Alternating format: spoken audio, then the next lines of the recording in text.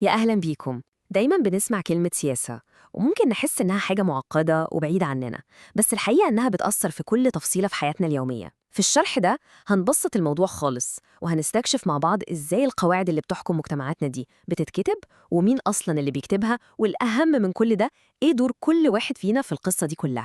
وقبل ما ندخل في أي تفاصيل أو مصطلحات كبيرة، خلينا نقف لحظة ونسأل نفسنا سؤال بسيط في شكله لكنه عميق جدا، وهو فعلا أساس كل حاجة هنتكلم فيها.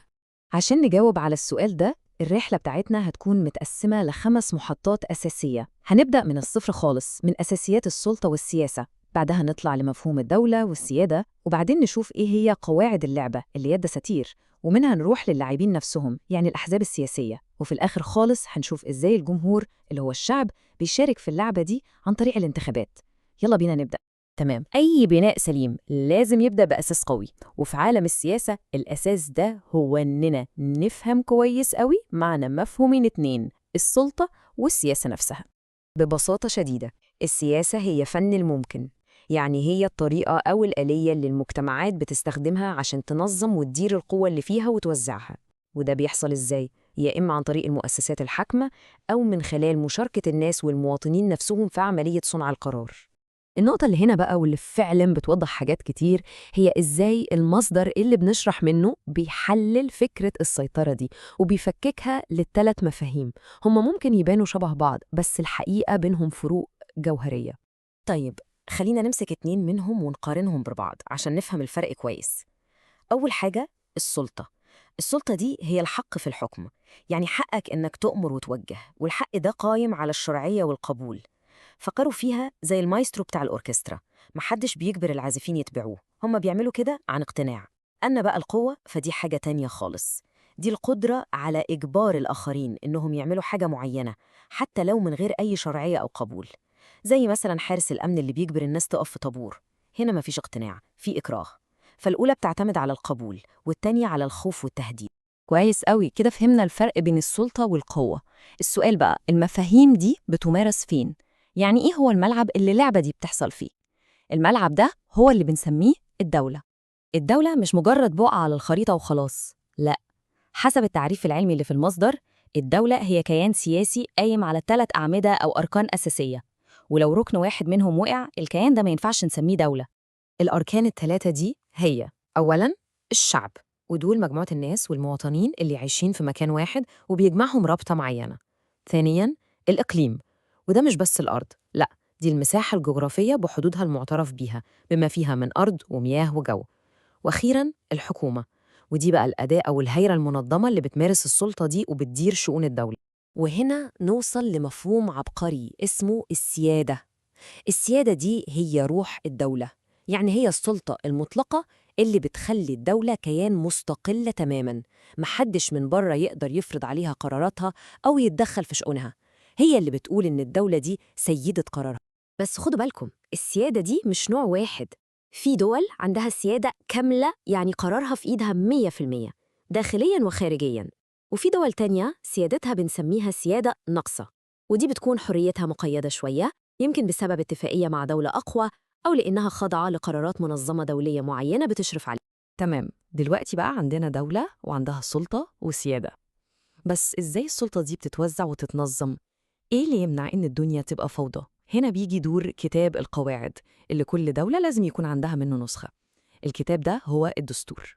المصدر هنا بيستخدم تشبيه ممتاز جدا، بيقول إن الدستور ده عامل بالظبط زي كتيب القواعد الرسمي لأي رياضة، زي الكورة مثلا. هو اللي بيحدد سلطات كل لاعب في الملعب، من أول الحكومة لحد الشعب، وبيحدد إيه اللي مسموح وإيه اللي ممنوع، وبيضمن إن محدش يتجاوز حدوده. وكتاب القواعد ده ممكن يجي على شكلين. الشكل الأول هو الدستور المكتوب، وده بيكون في وثيقة رسمية واضحة ومحددة، وده النهج اللي أغلب دول العالم ماشي عليه دلوقتي. الشكل التاني هو الدستور العرفي، وده نادر شوية.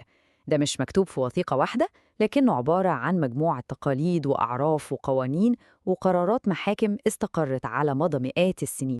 جميل جدا، الدستور حط القواعد بتاعة اللعب. طيب، مين بقى اللعيبة اللي بيتنافسوا على أرض الملعب ده؟ هنا بيجي دور الفرق المتنافسة اللي هي الأحزاب السياسية. دور الأحزاب أعمق بكتير قوي من إنها بس تحاول تكسب الانتخابات. لا، هي اللي بتنشر الوعي بالقضايا العامة، وبتعتبر زي مدرسة بتجهز وبتخرج القادة السياسيين المستقبل.